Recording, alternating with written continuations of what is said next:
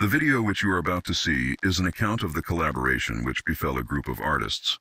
In particular, Morgan and Emma will be creating a doll to honor the film, The Texas Chainsaw Massacre.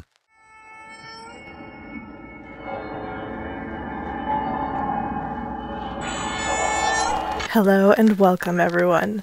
I hope you're all ready for the delicious meal that we have prepared for you all today using some of our finest ingredients such as resin, hair fibers, acetone, a coat of Mr. Super Clear, and a dash of microplastics. For Halloween this year, I wanted to do something really special, so Emma and I decided to host our very first collab with a group of really talented, amazing artists over on Instagram. So stay tuned towards the end because I'll be showcasing all of the incredible spooky customs that everyone worked on. Also check out all their socials linked in the description or head over to my Instagram where you can find them all directly. They are amazing, and thank you all so much for joining me in this collab. And with that, let's get started on making our Leatherface custom. For the design of this doll, Emma and I were going for like the what if Sculptor doll, so this is kind of like our rendition of what this Leatherface doll might look like if it were to be an official Sculptor doll, but also our own personal design twists.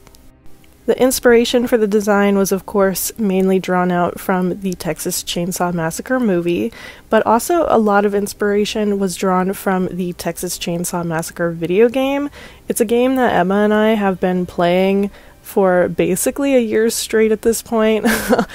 We both really enjoy playing the game, and also I left in a little bit of gameplay footage at the end of this video for you guys if you want to see what it's like for Emma and I to do a little gaming content. Leatherface has dark brown curly hair, so of course I wanted to give our doll dark brown curly hair. I ordered this hair from Shimmerlocks in the shade Chocolate. This is my first time ever ordering curly hair from Shimmerlocks, I believe.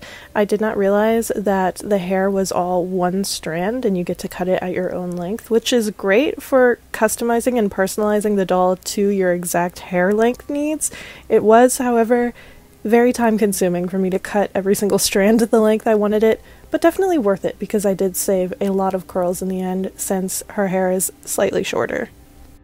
Now moving on to color matching this G1 Frankie mold to a G1 Cleo body. This is my best attempt at matching the skin tone with some acrylic paint, which I water down and brush on lightly. Now, of course, I know Leatherface, literally in the name, he wears a human face as a mask all the time, but did you think I was just gonna super glue a mask onto this doll? No. We're doing technically two face-ups here today. The second face-up is obviously a lot less work, but I'm not gonna cheapen out and not give her a super cute slay face underneath this creepy mask. My main inspiration behind giving her a cute face underneath the creepy mask is Monster High's main motto, duh, creepy cute. You combine creepy things and cute things and then you get really gorgeous Monster High dolls. I was also really inspired from the Bishoujo figure for Leatherface. She has two heads that you can switch out. One of them she's wearing the mask and one she's not wearing it. And the one where she's not wearing the mask, she has a really pretty face. So I can make this doll as beautiful as I want to, and I will. Obviously, I'm not going for any sort of realism with this face-up because there is absolutely no way her skin would look this glamorous considering she's running around in the Texas heat with human skin directly on top of her face. I am, however, trying to keep her makeup look a little bit based in reality, giving her just some neutral tones, a little brown eyeshadow. I don't think she would go full glam, glitters, cat eyeliner, I don't know. I think she would have really beautiful natural lashes and some freckles and a little sun-kissed blush going on, you know, she's got very natural, beautiful lips. Of course they will be glossed. If you're new here, I gloss every pair of lips on any face-up I ever come in contact with, unless it's absolutely necessary. Also, I gave her a little bit of highlighter in her brows. She can have a little bit of shine. I'm repainting these stock earrings from a Jane Boolittle doll. I'm trying to make them look like chicken feathers with a little bone and rope attached to them. The other earring is like a tiny little tooth, which I'm sure we can infer where the tooth came from. This is a family of cannibals after all. Then to finish up her first face, I'm going to add her eye shines and then use some Liquitex High Gloss varnish on her lips and her earrings. Off camera, I worked on her hairstyle by combing out her curls and using some water to help me style them a little bit better. I also cut them so they were a lot shorter because it turned out that these curls were still very, very long. Now moving on to her face mask, I knew that acetone would potentially melt this plastic because it's a hard plastic and not a vinyl, so I tried to use rubbing alcohol to get this factory paint off. Obviously that didn't work, so we're just going to go ahead and use some antique white acrylic paint and add a couple layers of that to basically get the color that I want for this face. The paint was a little bit visible underneath the first few layers, but I got it pretty opaque by the end. It just took me like 3 or 4 or 5 coats. Leatherface has a lot of different mask designs across the entire Texas Chainsaw Massacre cinematic universe. I obviously wanted to take most of my inspiration from the original mask design. However, there's really not a lot of like scarring or stitching detail on the front of the face. It's more so just around the sides. So I just kind of created my own little design for this mask, but still wanted to keep it pretty true to the original Leatherface. One of my favorite mask designs is actually from the Nicotero Leatherface skin that's available in the Texas Chainsaw Massacre game. I know I'm going to bring this game up a lot probably, but the fact that one of the eyes is actually a mouth, absolutely crazy. It looks super sick, disgusting, and very, very creepy. To make sure that the mask is removable but also still holds its place when it's on, I drilled some holes into the sides and used a piece of embroidery thread so it's tied in the back. So in the film, Leatherface is actually wearing this charm bracelet with a bunch of bells on it that he steals from Pam after, you know. I, however, am using a Blondie Locks charm bracelet from Ever After High. I know it's got little bears on it, but I feel like it gives the same vibe. I felt like it wouldn't look right if this doll was a little too clean looking, so of course I'm adding some blood splatters over her hands because clearly she's getting her hands dirty.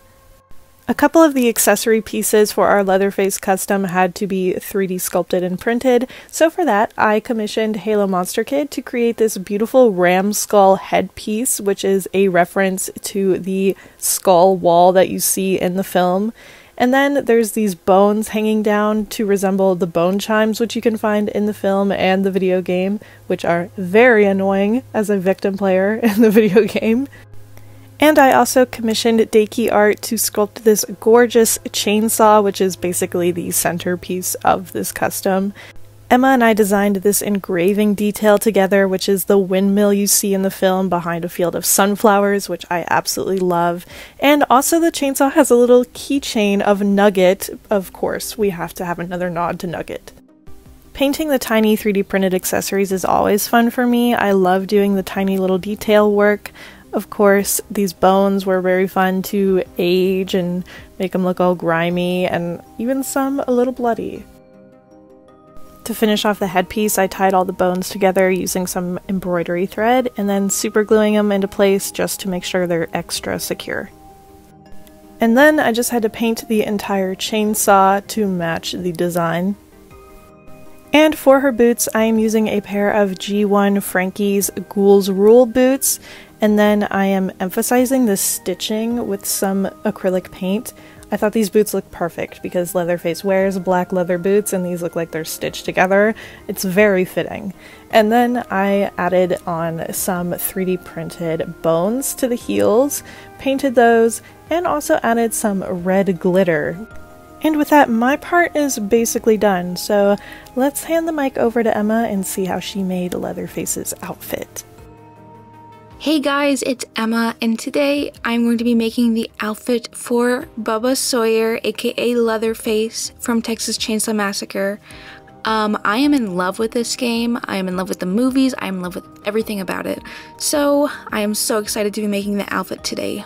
So without further ado, let's get started on this outfit. So for her outfit, it consists of a shirt, some shorts, and the iconic apron. So I have all my patterns and I have all my fabrics, and I bought the yellow latex specifically for this, but the jeans I took from a pair that I got from the Goodwill of children's pants, so you can literally find fabric wherever for crafting. Crafting does not have to be expensive, believe me. The base pieces for this outfit are pretty simple, but it's the accessories that really pull it together. With the blood and with everything else on it, it just makes it all come together really, really well. I am so happy with how this apron turned out. Even though I placed the first 2 ties in the wrong place, I was able to fix it. Here is Morgan painting some blood onto it. And we are going to get started on printing her stand using this laser printer that we got from Xtool. This thing is scary, but it works perfectly. And then using my Cricut to cut out some vinyl to go on top. I wanted this to be kind of like faces sewn together, or body parts sewn together, so it fit Leatherface. Like, we could have just done the Texas logo on it, but I wanted to do something a little bit different for that. And then we added barbed wire around the stand base. I thought this was a really cool touch. And last but not least is the tie, and I have no idea what that is. Actually, it's from the stand. Don't know how it got there though. Whatever. But we really wanted to personalize this doll and include a ton of Easter eggs. This is the outfit done. Here are the shoes. They look amazing, and I am so happy to show you guys what our final doll looks like.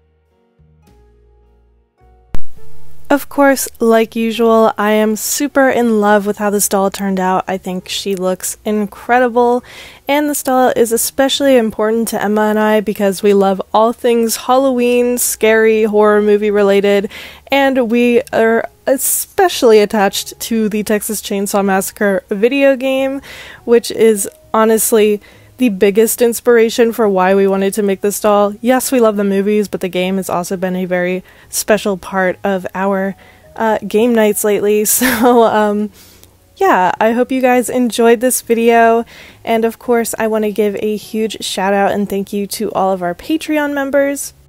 Thank you all so much for supporting us over there, and of course this doll will be available in our shop in the next coming days, available early for Patreon members. If you want to hop over there and join the Patreon, it's not too late. And now I'd love to show you guys all of the amazing customs that all the other artists that were a part of this collab created. Please be sure to check them out. Their links are in the description. They all did incredible jobs. So much detail and so much hard work was put into this collaboration, and I'm so happy to share it with these fellow artists.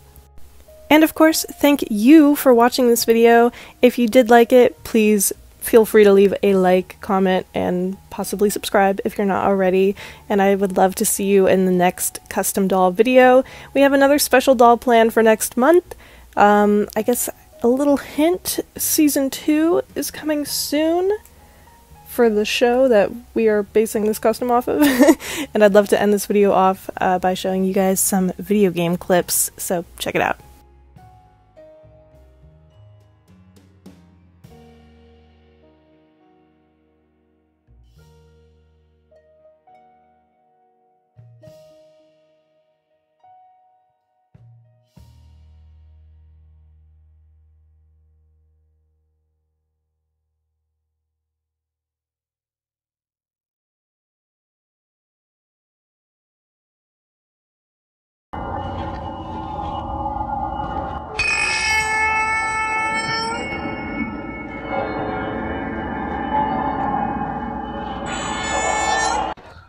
Yeah. Oh my god. I'm jumping out the window. Oh my god! Come on, Emma! Crawl through! Crawl through! Hurry, seek, hurry! No. He's looking at us from the window! He's looking at us from... Go! Just stand there. Hurry up. I gotta run. Oh wait. What the fuck? Oh. Do you know who I am? Nice. Get out of there. You good? Let's go. Yeah, boy. Girls, why are you floating? It looks like you're on rollers. I'm floating. I got him. Leland's coming. Oh, Leland. You've come into the kill room. Oh no! Oh, shit, the 3-for-1! I bet you feel real proud of yourself. Get him! Get him!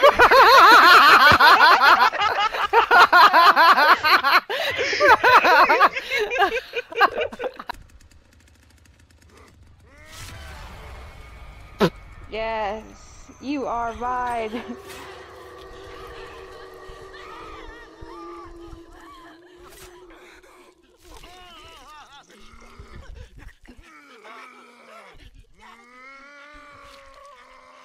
Why? I just looked up at my TV! I was waiting for your reaction. Watch out.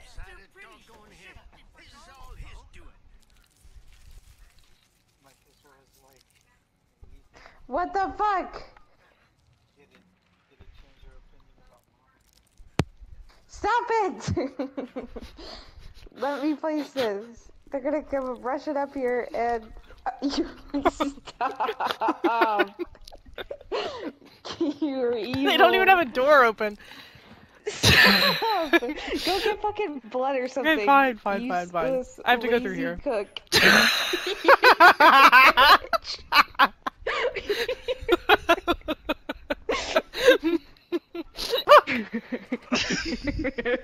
I'm coming. Wait at the top of the ladder, Emma. Alright. I'm gonna let him crawl up if he wants to. He's going up. Prepare to hit him down. We're totally gonna lose this, but this is gonna be funny as shit. 90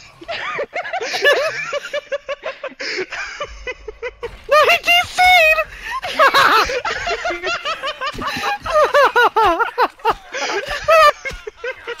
You guys are evil. I'm crawling up the ladder. I'm just standing there right behind him watching. She's not moving. Right here. Where is she? Right here.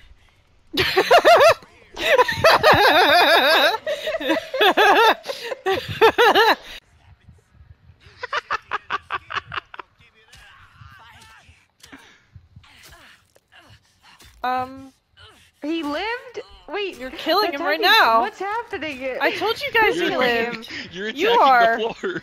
What's happening? It just right looks now? like you're gardening.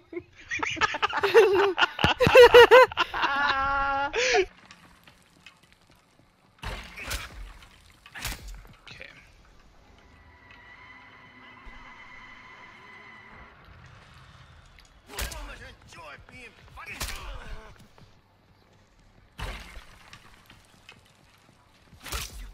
I got him. Nice. Oh!